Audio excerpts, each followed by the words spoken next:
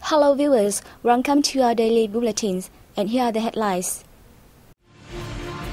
Party General Secretary Nguyễn Phú Trọng meets with outstanding overseas Vietnamese. Vietnam Fatherland Front leader grants trade gifts to the needy. Vietnamese expatriates in Singapore laud the success of National Party Congress.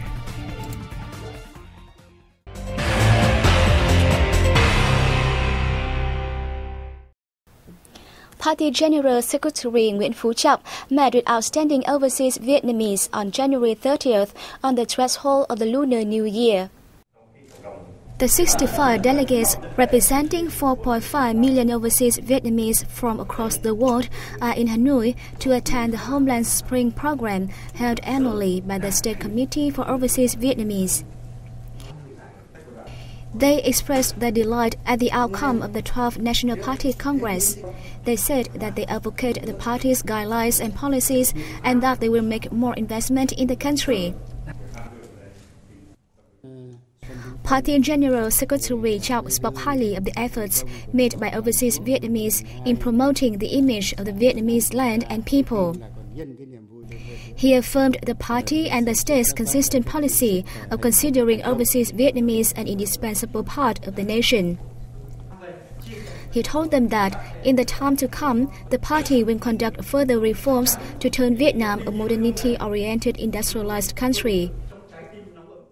On January 30th, President of the Vietnam Fatherland Front Central Committee Nguyễn Thiện Nhân visited and granted gifts to disadvantaged people in the Red River Delta province of Nam Định on the occasion of the traditional Tết festival.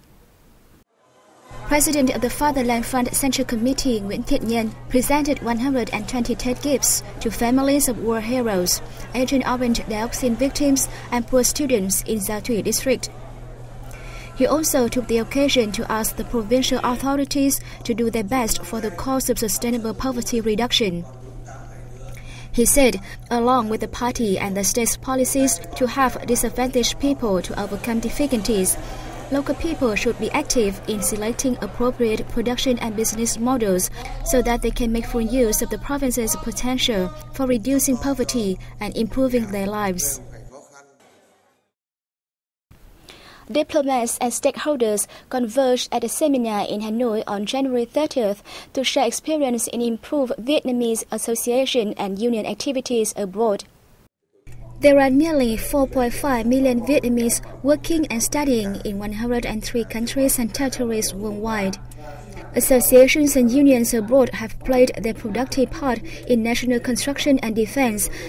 Participants at the seminar suggested that the state and diplomatic representative agencies should help Vietnamese associations and unions abroad with information updates and through networking with the host country's relevant units. Vietnamese associations and unions' activities should uphold the role of the community, members' interests, and promote patriotism, they said, adding that the campaign, Vietnamese Community Abroad Preserving the Mother Tongue, should also be spread widely. We'll have more news coming up next. Please stay tuned. The 12th National Party Congress has ended successfully. Many Vietnamese scientists and researchers living and working in Singapore expressed hope that the new leadership will conduct necessary reforms for further national development.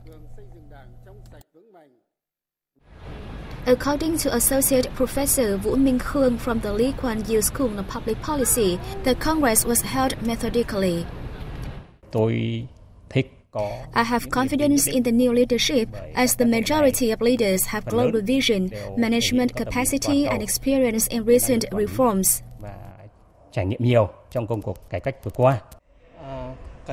Dr. Liu Quang-hung from the National University of Singapore said that the 12th National Party Congress was a success. I hope new party leaders will have a very strong desire for innovation and will lead the innovation in more areas, especially in economics, education and scientific research. Dr. Trần Ngọc Hân, also from the National University of Singapore, held that the party's transparency and democracy was reflected in its meetings, especially the 13th and 14th meetings, which have set standards and rules of transparency.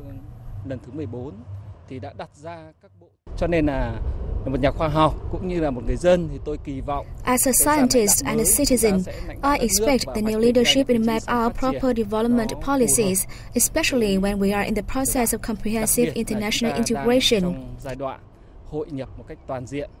In terms of innovation, we need a comprehensive innovation, especially in human resource development, working environment, and meritocracy.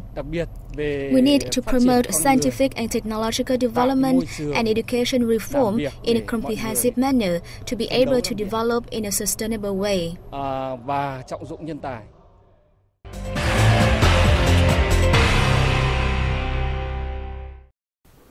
Standard Chartered Bank expects Vietnam's GDP to expand 6.9% in 2016, higher than its previous forecast of 6.6%. The following report will provide more details. Standard Chartered's Global Research Report said Vietnam would become the second fastest growing economy in Asia this year, second only to India. The country's growth will be driven by better construction and manufacturing activities amidst continued strength in foreign direct investment inflows. The report updates that Vietnam is moving onwards and upwards, although the global growth is likely to remain flat at 2.9% in 2016. Consumption is likely to remain the biggest growth driver in 2016, closely followed by investment. However, net exports are likely to remain flat. The bank's economists are upbeat about the economic outlook for the country, with a strong inflow of foreign direct investment expected to continue this year. They regard Vietnam as one of the few prime investment opportunities in an otherwise lackluster global economy. According to Standard Chartered, the State Bank of Vietnam's recent decision to set a daily reference rate for the Vietnamese đồng will allow greater flexibility to respond to increasingly volatile market conditions. Vietnam's shrimp exports to the U.S. is expected to increase this year thanks to positive results from the 9th Administrative Review for anti-dumping duties on Vietnamese frozen shrimps and the signing of the Trans-Pacific Partnership Agreement. According to the Vietnam Association of Seafood Exporters and Producers (VASEP), the average anti-dumping tariff rate levied on most Vietnamese frozen shrimps sold in the U.S. market plummeted from 6.37% in the last review to 0.91%. This has eased the tax burden on Vietnamese shrimp exporters.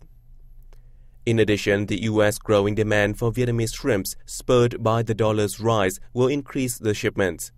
Rising demand has also resulted in vibrant shrimp retail promotion programs in the U.S., creating opportunities for Vietnamese shrimp suppliers to boost exports to the country. According to VASEP, the U.S. remains Vietnam's largest import market. However, last year, Vietnamese shrimp export to the American market stood at $657 million, dropping 38.3% from 2014 due to decreasing export prices, weak demand, and fierce competition from foreign rivals. In 2015, Vietnamese shrimps were sold in 92 markets, down from 150 markets in the previous year. Key markets included the US, Japan, the EU, China, the Republic of Korea, Canada, Australia, ASEAN and Switzerland. Prime Minister Nguyễn Tấn Dũng has approved a proposal for Vietnam to take part in a project funded by the United Nations Food and Agriculture Organization to facilitate sustainable aquaculture growth in the country. The project, Regional Initiative Blue Growth, pilot application of aquaculture planning and management tools for sustainable growth in selected Southeast Asian countries in Vietnam, will be funded by non-refundable aid from the Food and Agricultural Organization.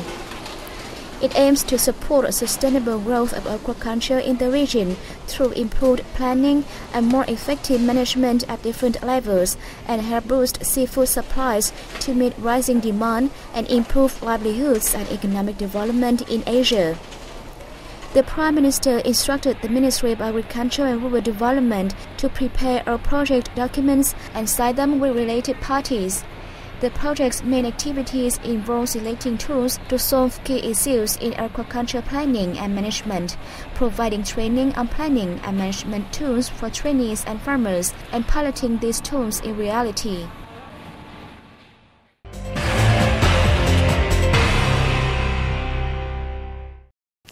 The government has ordered centrally run cities and provinces to allocate the state budget for implementation of the National Target Program on building new-style rural areas in 2016.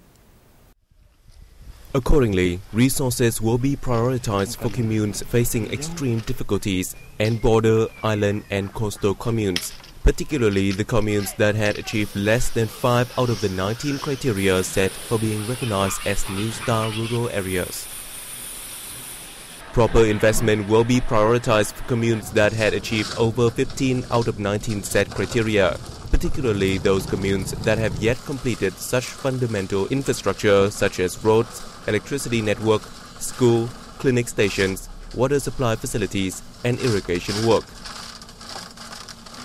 For the communes that had been recognized as new-style rural areas, the Prime Minister asked the centrally run cities and provinces to proactively help them further improve recorded attainments. The National Target Program on Building New-Style Rural Areas, initiated by the Vietnamese government in 2010, sets 19 criteria on socio-economic development, politics and defense, aiming to modernize rural areas. The criteria cover the development of infrastructure, the improvement of production capacities, environmental protection, and the promotion of cultural values.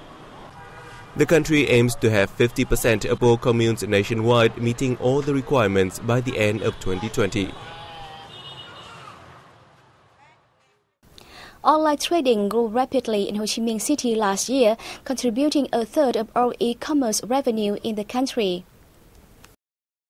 The Municipal Department of Industry and Trade reported that the city has 92,910 commercial websites, of which 80,000 carry on e-commerce.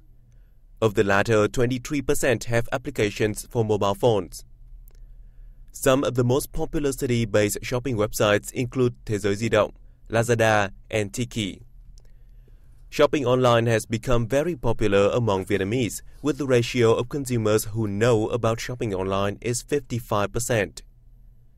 To promote e-commerce, last year the department launched several programs to support enterprises and organized several training programs.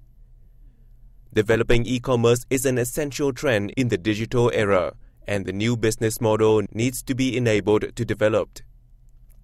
The department has launched an online shopping week from January 18th to 24th to inform consumers about sale promotions announced by companies in the city.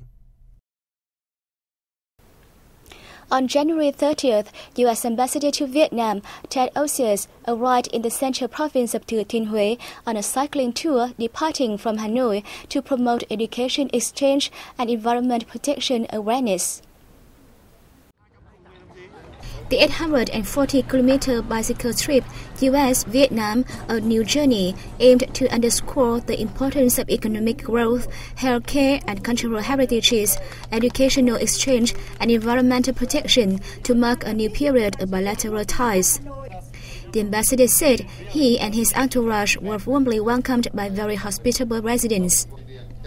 Since departing Hanoi on January 24th, Ted Osius has stopped by Cúc Phương National Park in Ninh Bình, Lam Kinh Temple in Thanh Hóa, an orphaned children's center in Hà Tĩnh, Phong Nha Caves in Quảng Bình, and Hiền Lương Bridge in Quảng Trị. And that's the end of our bulletin. Thank you for joining us. I'll see you next time.